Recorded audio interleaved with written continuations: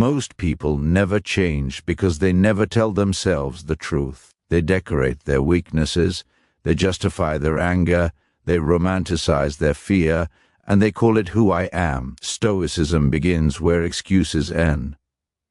If you are listening to this, it is because something inside you already knows that. The version of you that exists today cannot carry you into the life you want. That version must be destroyed, not hated, not punished. Destroyed calmly, deliberately, and without drama, because the Stoic does not rage against himself. He corrects himself. You were not born angry. You were trained into it.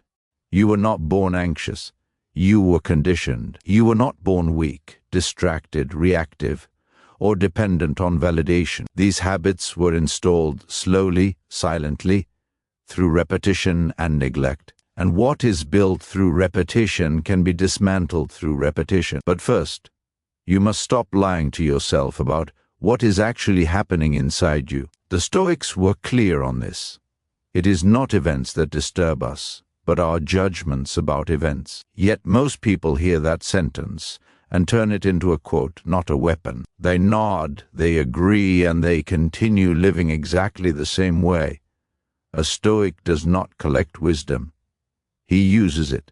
And the first use of wisdom is to look at your inner life without flinching. Look at how quickly you are offended. Look at how easily your mood is hijacked by other people's words, opinions, or behavior. Look at how often you feel tired, not because your body is exhausted, but because your mind is undisciplined. This is not fate. This is not personality. This is conditioning. And anything conditioned can be reconditioned. Marcus Aurelius ruled an empire while sick, betrayed, criticized, and surrounded by death. Yet his writings are calm, measured, almost gentle. That wasn't because his life was easy. It was because his inner world was governed. Most people today live in comfort, but feel constant turmoil. That alone should tell you something is deeply wrong with the way you are living. You are not required to attend every argument you are invited to. You are not obligated to react to every irritation. You are not responsible for managing the emotions of others. And yet you spend your days doing exactly that, reacting, defending, explaining, proving, justifying. This constant outward focus is what keeps the old version of you alive. The version that is loud internally but powerless externally. The Stoics understood that self-mastery begins with withdrawal not from society, but from unnecessary inner noise. You cannot rebuild yourself while your mind is constantly occupied with other people's approval, expectations, and behavior. Rebuilding requires solitude, not loneliness. Solitude. The deliberate choice to stand alone with your thoughts long enough to train them. This is why rebuilding yourself feels uncomfortable. Silence exposes what distraction hides. When you are alone without stimulation, without noise, without escape, you come face to face with your habits of thought, the resentment you haven't resolved, the fear you haven't confronted, the anger you keep rehearsing. Most people run from this moment. The Stoic walks into it willingly. To destroy the old you does not mean to erase your past. It means to stop letting your past run your present. Every time you say, "That's just how I am," you hand authority of your life to yesterday. The Stoic rejects this. He understands that character is not discovered. It is constructed, brick by brick, thought by thought, choice by choice. Self-discipline is not punishment. It is clarity in action. It is the refusal to let emotions drive decisions. When anger arises, the Stoic does not suppress it violently, nor does he express it impulsively. He observes it. He interrogates it. He asks, "What judgment produced this?" And when he finds the judgment, he corrects it. This is slow work. That is why it is rare. The modern world encourages you to express everything. Stoicism teaches you to examine everything. Expression without examination is chaos. Examination without action is cowardice. The Stoic balances both. He feels fully, but he obeys reason. You must understand something uncomfortable. No one is coming to save you from your inner life. No relationship, no success, no recognition will do the work for you. You can change cities, jobs, partners, routines. But if you do not change your judgments, you will carry the same suffering with you everywhere you go. Rebuilding yourself alone does not mean rejecting others. It means no longer depending on them for emotional stability. It means learning to sit with discomfort without immediately seeking relief. It means training yourself to respond instead of react. This is the foundation. Without it, nothing else holds. The old you seeks comfort first and pays the price later. The Stoic seeks alignment first and accepts the temporary discomfort. This is why discipline feels like loss at the beginning. You are removing habits that once soothed you. You are taking away emotional crutches. Of course, it feels destabilizing. But what you are really losing is dependence. Epictetus taught that freedom is not found in getting what you want, but in wanting what aligns with reason. Most people want ease, pleasure, validation, and certainty. The Stoic wants clarity, steadiness, and self-command. These are not flashy goals. They do not impress others, but they build an inner fortress no insult can penetrate. Right now, the old version of you survives because it is familiar, not because it is good. Familiarity is a powerful drug. You know how to be angry. You know how to procrastinate. You know how to blame circumstances. You know how to escape into distraction. The unknown version of you, the disciplined one, the calm one, the self-directed one, feels dangerous only because it demands responsibility. This is where the real work begins, not with motivation, but with identity. You must stop asking how to feel better and start asking how to become better. Feelings follow structure. Peace follows order. Strength follows practice. In the next phase of this journey, you will learn how the Stoics trained their minds daily, how they dismantled destructive thought patterns, and how they built an inner life that could not be shaken by chaos. This is not about becoming emotionless. It is about becoming ungovernable by emotion. The destruction has begun. Quietly, intentionally, without spectacle. And that is exactly how real change always starts. Once you accept that the old version of you must be dismantled, the next question becomes uncomfortable. What exactly must go? Most people try to change their circumstances first. Stoicism demands something harder. It asks you to change your judgments. Because until those change, everything else is cosmetic. You believe you are disturbed by people. You are not. You are disturbed by the meaning you assign to their actions. You believe you are weakened by failure. You are not. You are weakened by the story you tell yourself about failure. This distinction sounds small, but it is the dividing line between slaves and free men. The Stoics trained themselves to pause between stimulus and response. That pause is where the old self dies and the new one is born. Without that pause, you are predictable. And anything predictable can be controlled by others, by circumstances, by impulse. The disciplined mind is not fast, it is precise. Observe how quickly your mind labels events as good or bad. Someone ignores you, bad. Plans fall apart, bad. Criticism appears bad. Praise appears good. This constant labeling creates emotional turbulence. The Stoic removes the label and keeps the fact. Someone ignored you. Plans changed. Words were spoken. That is all. Everything else is interpretation. This is not emotional suppression. It is emotional literacy. You are learning to read your inner reactions instead of obeying them blindly. Anger often disguises wounded pride. Anxiety often disguises the desire for control. Sadness often disguises attachment. When you learn to see beneath the surface emotion, you stop being fooled by it. Rebuilding yourself alone requires brutal honesty about your attachments. What do you need to feel okay? Attention? Certainty? Comfort? Approval? The more you need, the more fragile you are. The Stoic does not aim to need nothing, but he aims to need little. Independence begins inside. Marcus Aurelius reminded himself daily that people would be selfish, rude, arrogant, and dishonest, not to become bitter, but to become prepared. When you expect resistance, you are not shocked by it. When you expect imperfection, you do not personalize it. Most anger comes from unrealistic expectations of others. Your old self expected the world to cooperate. Your rebuilt self understands that the world does not owe you peace. Peace is earned through alignment with reason. This is why Stoicism is demanding. It removes your excuses. It takes away your favorite emotional escapes. And in return, it gives you something far more valuable: stability. Discipline begins with small refusals. Refusing to check your phone when the urge appears. Refusing to speak when silence is wiser. Refusing to indulge a thought you know will poison your mood. These moments seem insignificant, but they are the training ground. Character is built when no one is watching. The Stoics practiced negative visualization not to depress themselves, but to immunize themselves against shock. They imagined loss so that gratitude became natural. They imagined hardship so that resilience became familiar. The modern mind avoids discomfort at all costs. The Stoic mind rehearses it calmly. You do not rebuild yourself through intensity alone. Intensity burns out.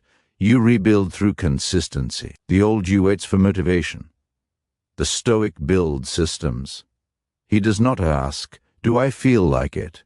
He asks, "What aligns with who I am becoming?" Self-awareness is not passive observation. It is active correction. When you notice yourself drifting toward anger, you do not shame yourself. You redirect. When you notice yourself seeking validation, you withdraw. When you notice yourself exaggerating a problem, you reduce it to its facts. This is mental hygiene. Rebuilding yourself alone also means accepting that growth will isolate you. Not everyone will understand your silence. Not everyone will like your boundaries. Not everyone will benefit from your discipline. That is not your concern. The Stoic chooses virtue over popularity every time. Epictetus taught that you should never explain your philosophy, embody it. When you stop reacting, people notice. When you stop complaining, people feel uncomfortable. When you stop needing approval, people sense the shift. This quiet transformation is far more powerful than any announcement. There will be moments when the old you tries to return. Familiar thoughts will whisper that you are becoming cold, distant, or detached. This is the voice of dependence, not truth. Emotional regulation is not emotional death. It is emotional maturity. You are not here to destroy joy. You are here to stop letting joy depend on fragile things. True contentment comes from self-respect, the knowledge that you can trust yourself under pressure. As this process deepens, you will notice something subtle but profound. External chaos loses its urgency. Other people's opinions lose their weight. Time slows down. Decisions become clearer. This is not because life becomes easier, but because you become steadier. The Stoics did not seek control of the world. They sought control over their responses. And in doing so, they gained a freedom most people never experience. The freedom of being unprovoked, unrushed, unshaken. You are no longer dismantling blindly. You are rebuilding with intent. Each thought examined, each reaction refined. Each day slightly more aligned than the last.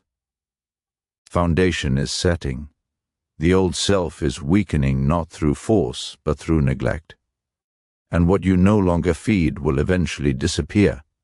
As the old version of you weakens, something unfamiliar begins to appear. Space, mental space. The constant inner commentary starts to quiet down, and this is where most people get uncomfortable. They mistake silence for emptiness. The Stoic understands it as readiness. A quiet mind is not a passive mind, it is a disciplined one. You begin to notice how much of your previous suffering was self-generated, not because you were weak, but because you were untrained. An untrained mind reacts the way an untrained body does, clumsily, inefficiently, with unnecessary strain. Stoicism is training, nothing mystical, nothing dramatic, just repetition, awareness, and correction. At this stage, anger becomes particularly revealing. You start to see how often anger was a shortcut, a way to avoid vulnerability, a way to feel powerful when you felt threatened, a way to escape responsibility. When someone angered you, you didn't have to examine yourself. You could point outward. The Stoic removes this escape. When anger arises now, you feel it fully but briefly. You do not rehearse it. You do not justify it. You do not build an identity around it. You let it pass like weather. This does not make you passive. It makes you precise. Your responses become intentional instead of explosive. Fear follows a similar pattern. Most fear is not about what is happening, but about what might happen. It is imagination without discipline. The Stoics did not eliminate imagination. They subordinated it to reason. They asked, is this fear useful? Is it preparing me to act well, or is it draining my energy? You begin to understand that anxiety is often the result of wanting certainty in an uncertain world. The old you demanded guarantees. The rebuilt you trains adaptability. You stop asking life to be predictable. You start preparing yourself to be resilient. This is where solitude becomes essential. Not isolation driven by bitterness, but chosen solitude driven by clarity. You need space to hear your own judgments clearly, to notice which thoughts strengthen you and which weaken you, to practice self-command without interference. Seneca warned that constant social immersion without reflection erodes character. You become shaped by whatever is loudest. Rebuilding yourself alone is an act of resistance against mental pollution. You choose what enters your mind. You choose what deserves your attention. Attention is power. Whatever you give it to grows. The old you scattered attention everywhere and wondered why you felt empty. The Stoic concentrates attention deliberately on effort, on virtue, on what is within reach today. You stop measuring days by pleasure and start measuring them by alignment. Did you act according to reason? Did you maintain composure under pressure? Did you do what needed to be done without complaint? These questions replace shallow metrics of happiness, and something changes. You feel less entertained but more fulfilled, less stimulated but more grounded, less reactive but more alive. This is not a loss. It is a trade. You are exchanging chaos for order. Self-discipline deepens here, not as restriction, but as self-trust. You begin to believe that you can rely on yourself, that you will act rightly even when no one is watching. That belief is stabilizing. It quiets insecurity. It reduces the need for validation. People around you may notice the change before you do. You speak less, but with more weight. You listen more, but react less. You are harder to provoke. This unsettles those who relied on your predictability. Do not mistake their discomfort for your failure. The Stoic path is lonely not because it rejects people, but because it rejects emotional dependency. You still care. You simply do not cling. You still engage. You simply do not dissolve yourself into others. At times, the old habit will attempt a return, especially under stress, especially when tired.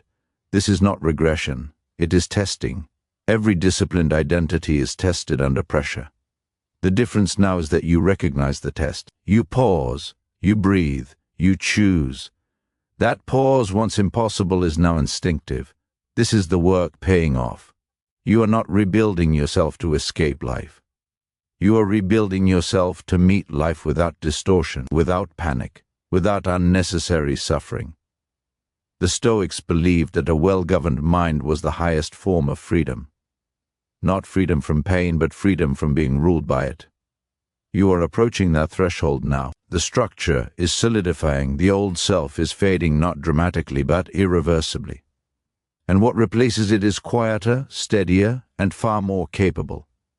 There comes a point in this rebuilding where effort feels heavier. Not because you are failing, but because you are no longer fueled by novelty. In the beginning, change feels sharp and urgent. Later, it becomes slow and deliberate. This is where most people stop. The Stoic does not. He understands that endurance is the proof of transformation. You begin to see that virtue is not dramatic. It is repetitive. Calm response is repeated daily. Honest self-correction repeated daily. Small acts of restraint repeated daily. There is nothing glamorous about this, and that is precisely why it works. It removes ego from the process. The old version of you wanted results to be visible, to be noticed. to be validated. The rebuilt you is content with quiet progress. You stop announcing your discipline, you start embodying it. This shift marks a deep internal change. You are no longer performing strength. You are becoming it. Stoicism teaches that life will test you in cycles. Just when you think you've mastered anger, it returns in a subtler form. Just when anxiety seems conquered, uncertainty appears again. This is not punishment. It is refinement. Each cycle strips away another layer of illusion. You start to notice how often you once exaggerated problems. A delay felt like a disaster. Criticism felt like an attack. Silence felt like rejection. Now, events appear smaller, not because they changed, but because your perspective expanded. You see yourself as part of a larger order, not the center of every disturbance. This is where humility enters, not humiliation, but accurate self-placement. The Stoic does not inflate himself, nor does he diminish himself. He sees himself clearly, a temporary being in a vast system, responsible for his actions but not entitled to outcomes. With this clarity comes emotional economy.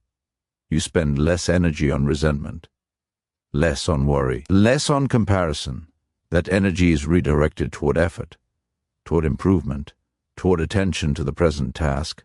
Life feels simpler, not because it lacks challenge, but because it lacks unnecessary resistance. Rebuilding yourself alone also means accepting responsibility for your inner failures without collapsing into shame.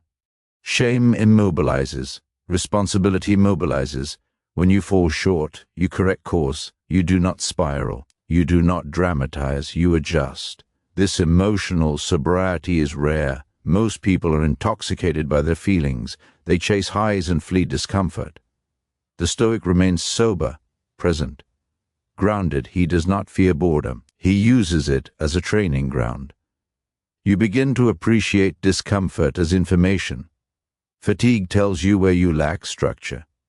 Frustration reveals misplaced expectations.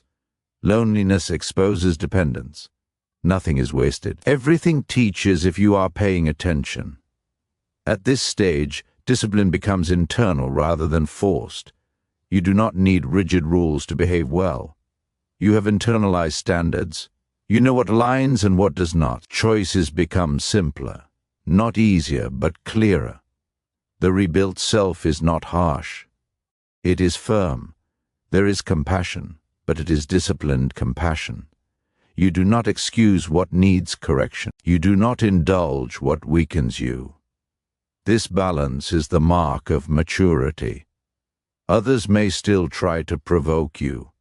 The difference now is that you recognize provocation as an invitation, not an obligation. You are free to decline. Freedom, the Stoics knew, is not doing whatever you want.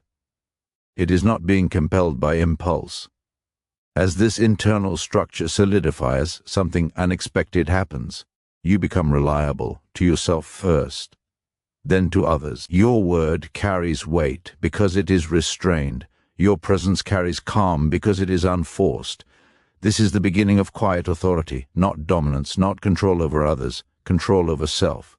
And that is the only control worth pursuing. You are no longer rebuilding blindly. You are reinforcing, strengthening, preparing for what life inevitably brings: loss, change, conflict, mortality. The Stoic does not deny these realities. He trains for them. The old you avoided these thoughts. The rebuilt you faces them without panic. You understand that nothing external can destroy a well-ordered mind unless you grant it permission. You are nearing the point where rebuilding becomes maintenance, where discipline is no longer exhausting but sustaining, where the new self is no longer fragile. At this stage, rebuilding is no longer about struggle. It is about integration. The habits you once had to force now arise naturally. The pauses you once practiced deliberately now appear on their own. You are no longer fighting yourself every day, and this is how you know the old version is nearly gone. The Stoics understood that a person is not changed by insight alone, but by repeated alignment. What you repeatedly choose becomes who you are. This is why the final phase is not dramatic. It is quiet, almost unnoticeable. You stop asking whether you are progressing. You simply live according to what you know is right. Purpose becomes clearer here, not as a grand mission, but as a standard. You understand that your task is not to control outcomes, but to refine your character. Whatever role you occupy in life, you aim to perform it with integrity, restraint, and courage. That is enough. That is always enough. You stop wasting energy asking why things happen to you. You start asking how to respond well. This shift alone eliminates a vast amount of suffering. The world does not feel kinder, but it feels more manageable. You are no longer negotiating with reality. You are cooperating with it. Standing alone no longer feels threatening. It feels stable. You no longer need constant reassurance that you are on the right path. Your actions confirm it. Your consistency confirms it. Your ability to remain composed when others panic confirms it. The Stoics never promised happiness as most people define it. They promised something better, tranquility rooted in self-respect. The quiet confidence that comes from knowing you are not betraying yourself, that you are not ruled by impulse, that you are not dependent on fragile externals for peace. Anger still appears, but it no longer commands. Fear still arises, but it no longer paralyzes. Sadness still visits, but it no longer defines. Emotions become signals, not masters. This is emotional adulthood. You begin to recognize that rebuilding yourself alone was never about isolation. It was about sovereignty, about reclaiming authority over your inner life, about no longer outsourcing your stability to people, circumstances, or chance. This is where Stoicism reveals its deepest truth. A person who governs himself well is already successful, regardless of recognition. Everything else is secondary. The old you chased relief. The rebuilt you practiced is resilience. The old you sought to be understood. The rebuilt you seeks to understand. The old you reacted. The rebuilt you responds. Nothing external announces this transformation.